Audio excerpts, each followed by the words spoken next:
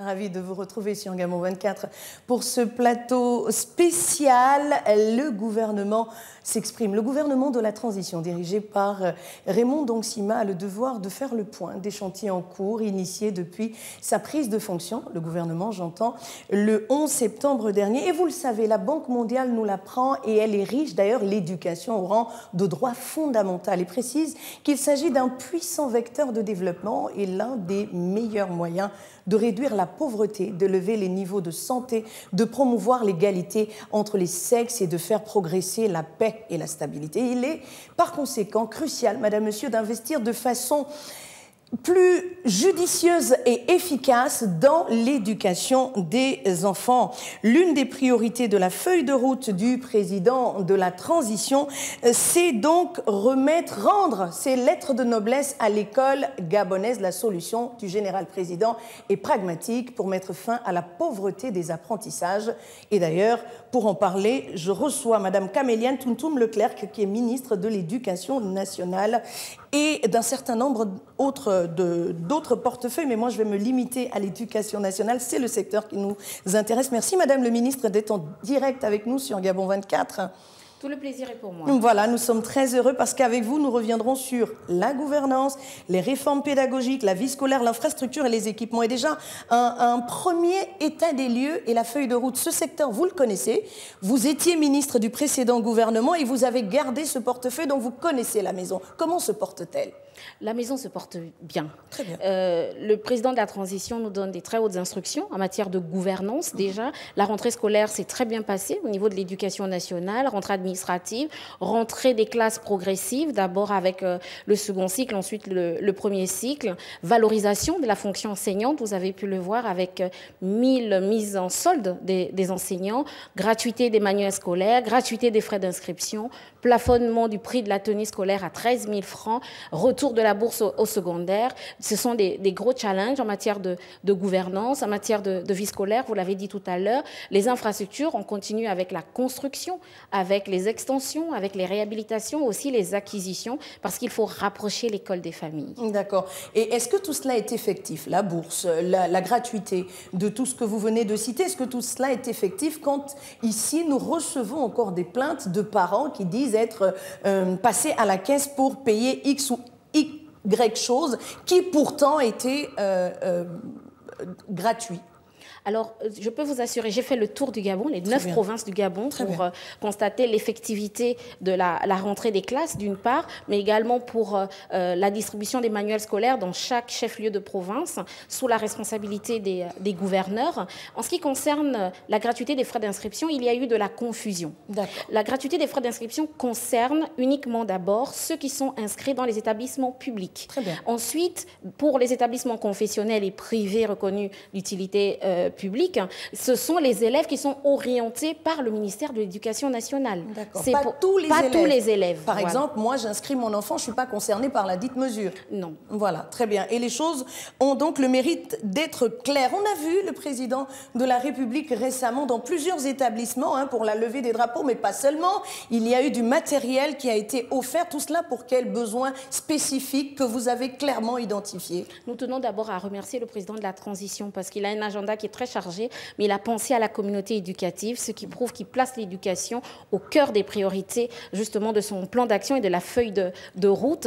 Le président de la transition est venu, d'abord c'est la restauration des valeurs, de l'appropriation du civisme, des symboles de la République. Nous avons pu voir que le président de la République a fait communion, vraiment a communié avec ses élèves, toute la communauté éducative, mais nous avons également valorisé les classes spécialisées. Par exemple, à Mandela, vous avez du matériel de très haute qualité pour les classes spécialisées, les laboratoires de sciences physiques, de SVT, des plateaux sportifs. Nous sommes allés au bas de Guégué. Là, la dimension était vraiment orientée sur le civisme.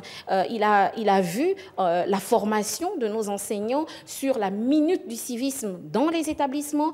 Il a offert des écrans tactiles pour permettre au CDI, au niveau des recherches qui vont être faites par nos enfants, mais aussi aussi nos professeurs qui sont des conseillers d'orientation qui travaillent avec nos élèves. Et 2500 ordinateurs ont été offerts pour l'administration de l'éducation nationale. Alors pourquoi ces établissements spécifiques avaient-ils des besoins particuliers au point que tout soit centralisé sur eux, ou bien cela va s'étendre au reste des établissements dans les 9 provinces? Cela va s'étendre progressivement. Ces établissements-là, parce que ce sont les derniers nés, si vous me permettez l'expression, de l'éducation nationale, ça a permis de mettre aussi la mise en service officielle. Je vous ai parlé tout à l'heure de Mandela, de Badegege, mais il y a également le CES Mabignat. Nous avons des nouvelles écoles à Bikele-Ziwak, à Montalier Transfo. Nous avons une dernière acquisition au complexe d'Awenje qui fait une rentrée également progressive en termes d'utilisation des espaces. C'est pour ça que le président de la transition est allé dans ces nouveaux établissements. Et parlant d'Awenje spécifiquement, puisque vous l'abordez, en plein cœur du 4e arrondissement de Libreville, qui n'a commencé ses cours qu'en novembre, il y a la question de l'emplacement de cet établissement qui est fustigé par certains parents. Pourquoi le choix de cet emplacement dans cette agglomération précise où se confondent habitation, bars et autres, églises, etc. Pourquoi cette concentration? Il faut dire d'abord qu'ils avaient commencé des cours dans un établissement qui était à proximité, le temps que les travaux se terminent et que l'équipement puisse se faire. C'est un arrondissement où il y a des gros besoins. Beaucoup d'enfants parcourent plusieurs kilomètres en allant dans d'autres arrondissements pour aller à l'école. Les établissements qui sont au niveau de Raymond Bouka sont déjà saturés. Donc, il nous fallait impérativement au 4e arrondissement avoir un établissement. Et c'est un établissement qui sera vraiment de nouveau type, si vous me permettez l'expression. Non seulement on a le premier et le second cycle général, mais nous allons introduire également un cycle technique. Très bien, et c'est une très bonne chose. Cela permettra peut-être de désengorger le lycée technique et autres. Alors, Madame le ministre, le secteur éducatif gabonais est un grand corps malade, disait quelqu'un. Ce n'est pas vrai, puisque tout va bien, vous venez de nous le dire, notamment avec l'insuffisance de la capacité d'accueil. Nous en sommes encore là en 2023, dans plusieurs établissements, certains lycées que je n'ai pas cités ici sans publicité aucune, les élèves sont plus de 80 dans une salle de classe. C'est juste anormal. Comment on règle la question alors que nous avons entendu la livraison, nous avons su par le biais de la presse et par vos services qu'il y a plus de 10 000 salles de classe selon les derniers chiffres officiels qui ont été rendus disponibles? Écoutez, au fur et à mesure que nous aurons des apprenants, surtout à partir de la classe de 6e, nous avons des besoins en salle de classe. Donc, nous devons continuer de construire, nous devons continuer des extensions, nous devons continuer d'acquérir de nouveaux établissements pour désengorger et rapprocher l'école des familles. Nous faisons beaucoup d'efforts justement pour réduire le nombre d'élèves par salle de classe. Il y a des endroits où nous avons des tensions, mais il faut aussi dire que face à la bonne nouvelle de la gratuité des frais d'inscription, il y a un retour massif vers les établissements publics. C'est pour ça que nous retrouvons encore avec des effectifs qui grimpent très vite, pléthoriques. Mais nous, le gouvernement travaille d'arrache-pied sur les instructions du président de la transition pour continuer à construire. D'ailleurs, la phase 2 de Pise, il y aura encore 13 autres établissements, 7 dans le Grand Libreville, parce qu'il y a une grande concentration de la population. 11 milliards de francs CFA pour la construction des établissements dans le cadre de ce projet Pise, un projet prévu d'ailleurs pour s'étendre à l'Ogooué maritime. Où en sommes-nous? Pourquoi l'Ogooué maritime? Pourquoi pas la Nyanga? Pourquoi pas le Wellentem? Quand il y a des difficultés, il faut déjà résoudre toutes les difficultés ces difficultés se trouvent.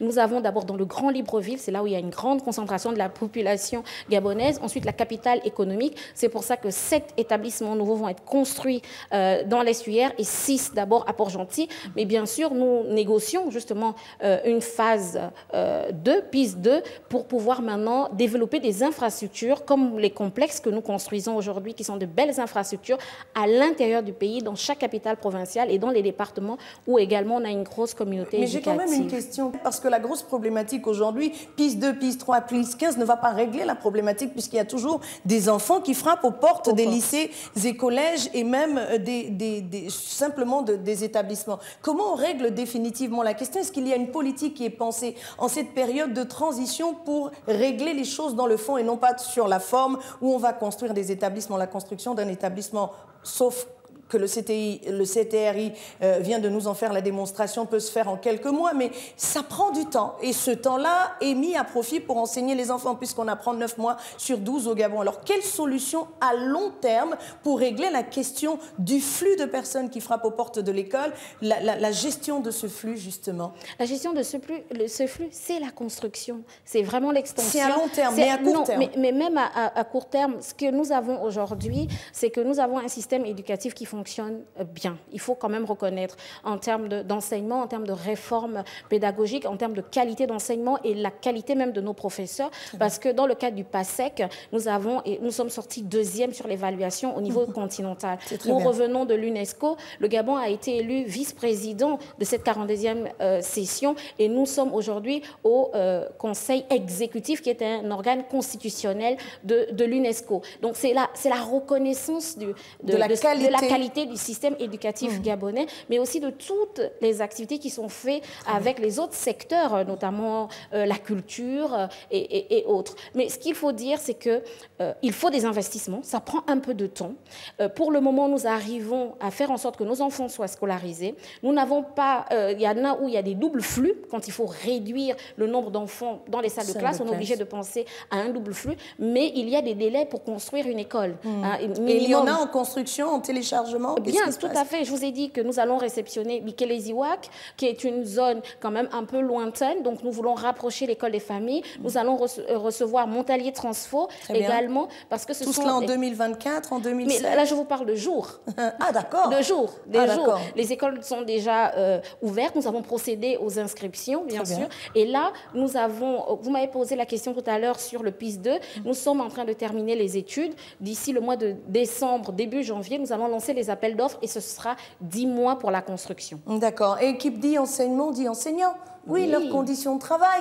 Il y a que, oui, on a 1000 postes offerts par le chef de l'État, c'est déjà pas mal. Mais au-delà, il y a des enseignants qui étaient déjà dans l'antichambre de la fonction publique, qui attendaient que leur situation soit régularisée. Qu'est-ce qui est fait pour le bien-être de ces personnes qui donnent le savoir à nos enfants?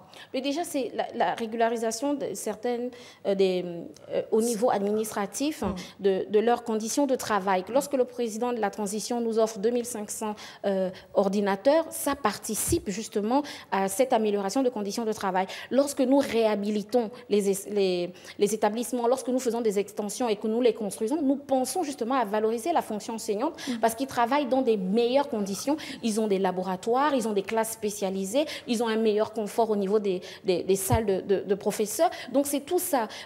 On ne construit pas pour construire, mais à côté de ça, il y a également les formations qui se font. Vous avez vu, on a organisé, après 7 ans d'absence, le concours interne pour avoir des conseillers pédagogiques, des inspecteurs pédagogiques. Donc nous travaillons d'arrache-pied pour matérialiser cette grande ambition qu'a le président de la transition pour valoriser la fonction enseignante. Les nouveaux établissements que nous construisons ont des logements pour faciliter justement cet accès au logement et leur permettre de pouvoir travailler dans des meilleures conditions. Mais bien sûr, il faut poursuivre ça à l'intérieur du pays parce que c'est la bonne souvent, question, lorsque nous affectons à l'intérieur du pays, face à la difficulté parfois du logement qu'ils rencontrent, certains veulent revenir vers la capitale. Donc on doit construire, mais à côté de ça, avoir également des logements décents pour ces enseignants. Et c'est très bien puisque plusieurs enseignants recrutés à l'USO, je ne vous apprends rien, à l'IST, avec niveau master, ont été reversés à l'éducation nationale alors qu'ils ont été recrutés à l'enseignement supérieur conformément au décret, je vais vous lire, numéro 866/PR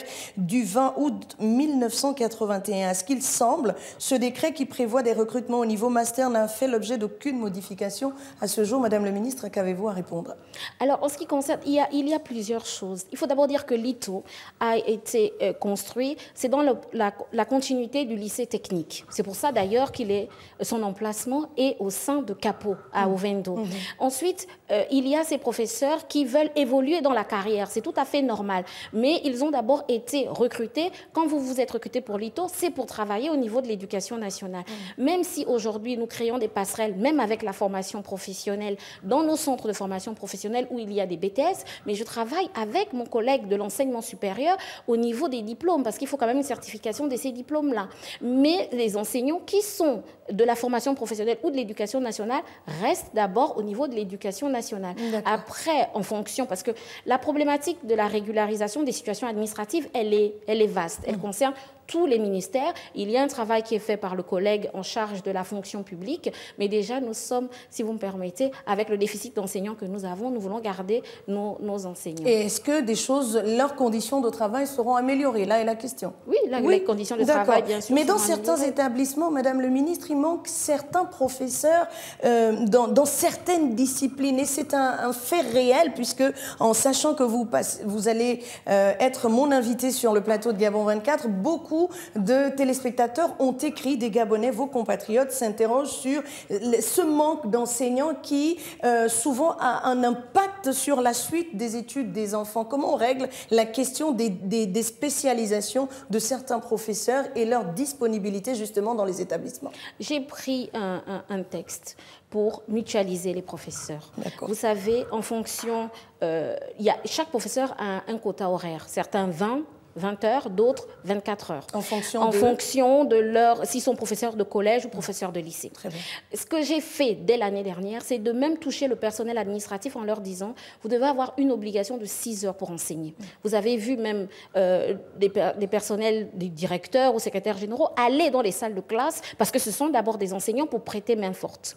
Et ensuite, il y a quelque chose qui nous a permis un peu de réduire, même s'il y a toujours des déficits, hein, c'est comment on utilise un enseignant. Je prends Mabinat, dans les Akébé. Vous avez le lycée, le collège et le lycée d'Akébéville un peu plus bas. Vous faites vos 6 heures à Mabinat au lycée et on ne vous utilise pas au CS. Je dis non.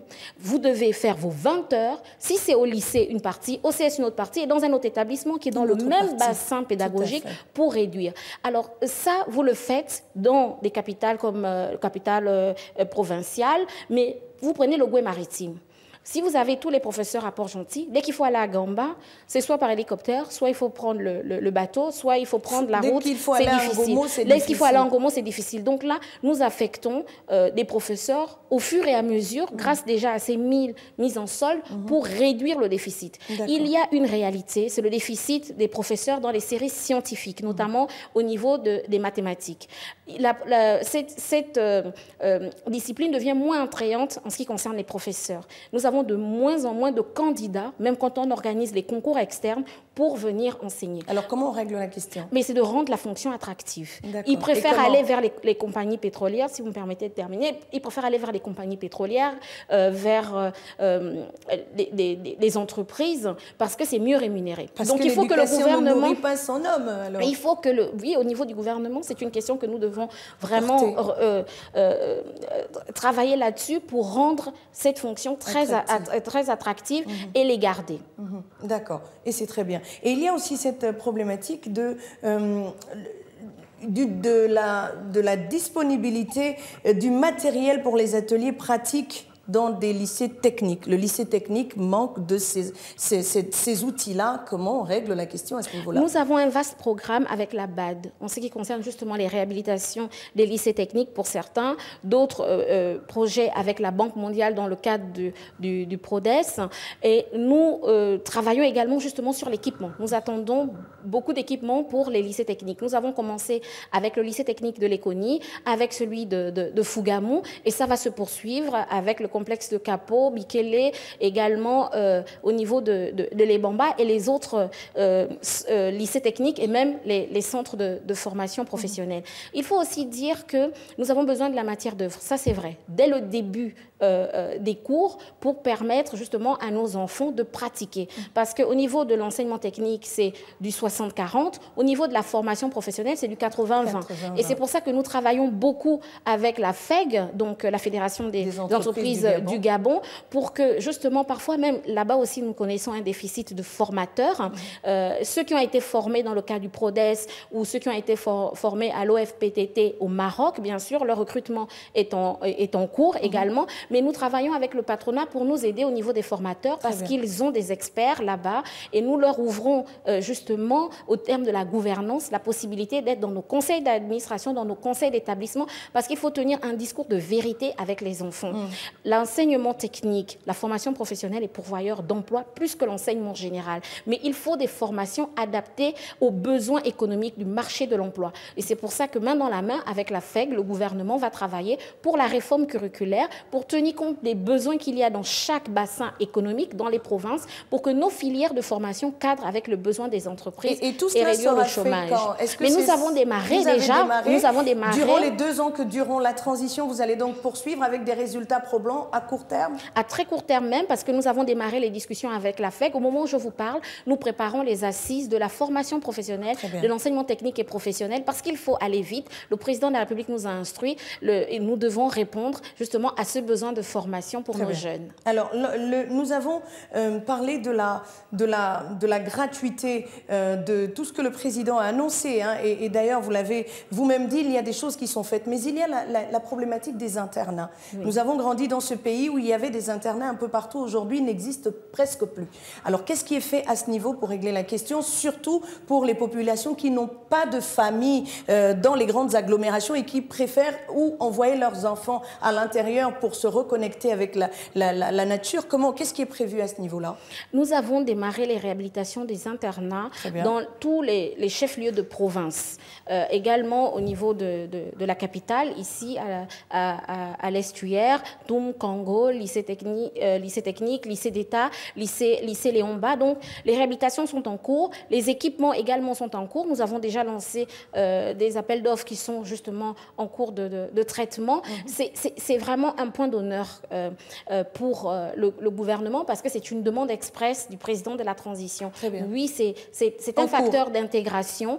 Nous avons déjà Port-Gentil, l'internat qui a été réhabilité, équipé, Congo, réhabilité, équipé, Ntoum, pareil. Les autres également, les réhabilitations se font, mais vous savez, on aime la qualité, donc on veut aller plus loin dans la réhabilitation de ces internats. C'est très bien. Et parlons du transport. Le transport, Madame le ministre, est-il effectif à Libreville, à l'intérieur du pays? Où en sommes-nous à ce niveau-là? Alors, la décision, d'abord, c'est de couvrir le Grand Libreville. Certaines provinces comme le Haut-Ogooué également bénéficient. Dans la Nyanga, progressivement, vous savez que c'est en fonction aussi du parc automobile de ces entreprises. Donc, dès qu'ils ont le parc automobile qui s'élargit, eh bien, on pourra couvrir au fur et à mesure toutes les provinces du Gabon. Mais c'est en cours. C'est en cours pour la généralisation. Nous vous avons vu réceptionner des médicaments, fruits d'un don remis au chef de l'État qui vous les a transférés, on va le dire, remis avec votre collègue de la santé. À quoi serviront ces médicaments? Comment seront-ils distribués dans les 9 provinces du Gabon? Nous avons 61 infirmeries dans nos établissements, donc ils sont prioritaires. Nous avons travaillé avec le collègue de la santé, parce que ces infirmeries-là, parfois aussi, il faut faire un renforcement du personnel. Donc le ministère de la Santé va nous permettre de renforcer le personnel, et ces médicaments iront d'abord vers ces 61 infirmeries. Et à côté de ça, nous allons travailler avec le génie militaire pour des constructions et réhabilitation d'autres infirmeries dans les autres établissements. Et nous avons un arrêté conjoint avec le ministère de la Santé sur les soins curatifs et préventifs en milieu scolaire. Lorsque nous étions jeunes tous, nous n'avions pas besoin de nous déplacer. Non. Nous avions le personnel de santé qui venait dans nos établissements. Et c'est ce vers quoi nous revenons sur les instructions du président de la transition. Mais ça, c'est à long terme. Est-ce que c'est à moyen terme? C'est pas à court terme? Ou bien on parle du court terme? Nos équipes travaillent déjà depuis quelques mois là-dessus. Donc, lorsque nous recevons les médicaments, c'est parce qu'il y a un travail en amont qui se fait. Donc, c'est des choses qui vont se faire très, très rapidement. D'ailleurs, à chaque fois que le président de la transition va dans un nouvel établissement, il y a une infirmerie qu'il visite, et bien, il y a déjà du personnel qui a été envoyé par le ministère de la Santé. Nous avons ouvert d'ailleurs l'hygiène scolaire qui était fermée depuis 11 ans. L'éducation civique a été une utopie pendant plusieurs années, une vue de l'esprit totalement déconnectée des réalités. Les enfants qui naissent ne savent pas qu'il faut se tenir droit devant le drapeau national. Alors on a vu avec l'arrivée du CTRI un retour à ces valeurs fondamentales. Qu'est-ce qui est fait à court terme pour renforcer ce dispositif mis en place? D'ailleurs, c'est déjà la minute du civisme dans chaque salle de classe. Et puis nous travaillons à un programme plus large avec les équipes techniques et nous vous en remercions, Gabon 24, pour cet accompagnement-là, pour le ton du civisme, parce qu'il faut moraliser non seulement la vie scolaire, mais également la vie publique, un retour aux fondamentaux, à nos valeurs patriotiques qui sont très importantes. Un mot sur le calendrier des examens et concours de cette année? Nous l'avons rendu public, donc nous avons laissé un large temps pour démarrer déjà les inscriptions depuis le 13 novembre jusqu'au 12 janvier. Nous espérons que tout le monde va pouvoir s'inscrire rapidement là-dessus. Et puis, c'est de souhaiter bonne chance. On parle de quel examen, de quel concours? Mais nous parlons justement du CEP, du BPC, du baccalauréat, et puis les examens de l'enseignement technique et professionnel. Nous travaillons pour finaliser justement les concours au niveau de la formation professionnelle. Il faut quand même souligner qu'au niveau de la formation professionnelle, nous avons quand même 3 grands centres multisectoriels, Nkok, Mvenge, Tchenge, qui sont fonctionnels. Qui sont fonctionnels. Et puis Tchenge qui va faire son entrée en janvier. Nous avons également 2 magnifiques derniers établissements pour le BTP Bois et les TIC. Vraiment, les choses se font. Se mettent en place. Tout n'est pas parfait. Mais il y a du travail, mais les choses se font. En ce qui concerne la gouvernance de nos établissements, en ce qui concerne les réformes novatrices au niveau pédagogique, avec l'introduction de l'anglais, le digital, l'environnement et la vie scolaire, avec les luttes contre les violences en milieu scolaire. C'est une question fondamentale sur laquelle vous travaillez. On vous a vu au front. Merci, Madame le ministre. 26 minutes ne suffisent pas pour refaire le monde. L'invité du gouvernement s'exprime, Madame Camélia Ntoum-Leclerc, qu'elle est ministre de l'Éducation nationale. C'est à ce titre que nous l'avons reçue sur le plateau de Gabon 24. Merci à vous d'être passé. Poursuivez sur cette lancée parce que la dignité des Gabonais passe par une éducation de qualité. Cette éducation de qualité est celle prônée par les plus hautes autorités, en tête desquelles le chef de l'État, le président de la transition, Brice Clotaire, au Liguinguema. Merci à vous de nous avoir suivis. Restez sur Gabon 24, nos programmes se poursuivent.